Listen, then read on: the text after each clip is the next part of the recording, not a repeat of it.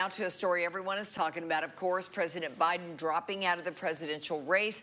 Tennessee's Democratic delegates are among the first in the country to formally endorse Vice President Kamala Harris as nominee for the President of the United States. Yeah, and now this is coming before it is finalized that she will end up being the Democratic nominee. State Capitol reporter Tori Gessner explains why Tennessee's Democratic delegates didn't wait to endorse Harris.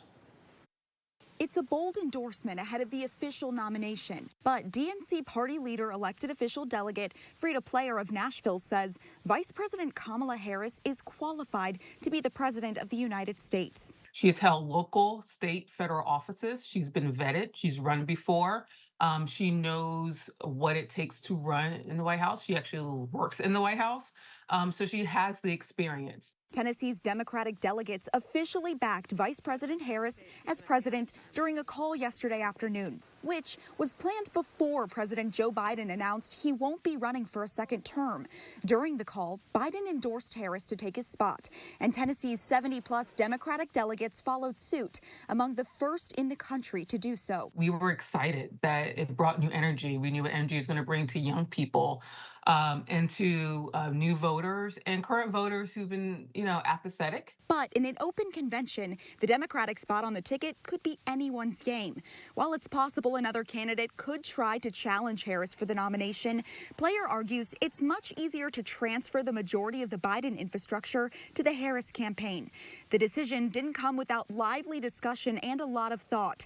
Hendrell Remus, chair of the Tennessee Democratic Party, says a lot of delegates were worried about the process of choosing a new nominee after Biden backed out, but they ultimately agreed Harris would be the best person for the party and Tennessee. With a Republican supermajority in Tennessee, having a strong Democratic administration in the White House, having Democrats in charge in Congress is our only real hope for getting something done for the folks here in Tennessee who need relief so much. Tennessee Republicans believe the opposite. Senator Marsha Blackburn arguing Harris as president will bring, quote, the same old Biden-Harris policies that have made the lives of hardworking Americans more difficult.